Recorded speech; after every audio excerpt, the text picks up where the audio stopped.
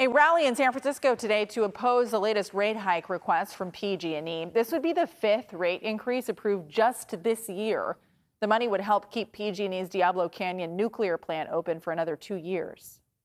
We, as the working class people who are already paying so much for our utilities, shouldn't have to pay for the operation of a power plant that none of us want and that is actually actively dangerous to our health here in California.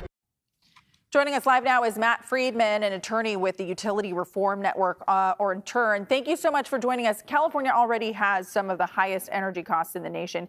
Can you give us a little insight into how a number of seemingly small rate hikes in recent years have really started to add up? I know a lot of people, regular people like me, definitely feel that. Well, there's an absolute crisis of affordability going on for PG&E customers. Starting on January 1, PG&E's rates will go up by about 4% for most residential customers. But that's just what's going to happen on January 1st. PG&E has a variety of other spending proposals that they're asking the California Public Utilities Commission to approve that are not included in the January 1st rate increase. Since 2020, residential rates for PG&E customers are up by 80%.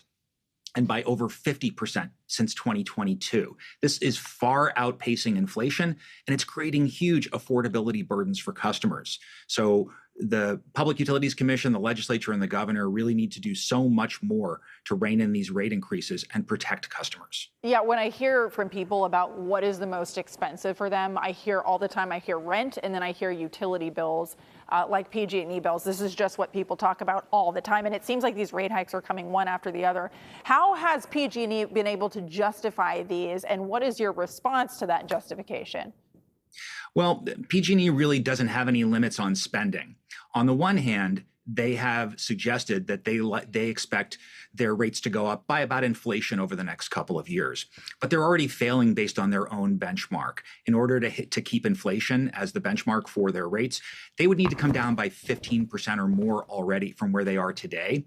And meanwhile, PG&E is telling its investors and Wall Street that it expects record profits and massive increases in the spending it makes on its own system. So the math simply doesn't add up.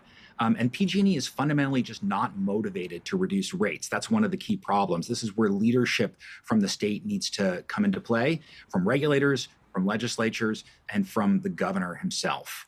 I think it's fair that a lot of customers feel both upset and confused by all of this, confused by what is happening, and really just only hearing and seeing about their bill going up beyond that. I mean, what do you tell people who feel like they really don't have a voice in this issue, who feel like they are simply at the mercy of whatever exorbitant bill is coming in? Well, certainly people should do whatever they can to reduce their energy use, which is the key way that people can lower their bills. But people also need to express their concerns to elected officials and to regulators and to the governor to let them know that this is a crisis. The election results in November, I think, were really a wake-up call for a lot of politicians who recognize that kitchen table issues and affordability are really front and center for most Californians. I mean, right now, 1 in 3 low-income PG&E customers is behind in paying their utility bill. 1 in 3. And 10% of low-income customers have received a notice that they might be disconnected from service.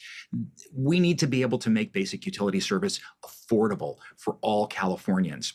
Yeah, and that's going to require some heavy lifting and pushing back on some of the requests that the utilities are making. Yeah, it is really hard to overstate how impactful this is and how much of a struggle this is for regular people. Matt Freedman with the Utility Reform Network, thank you so much for your time.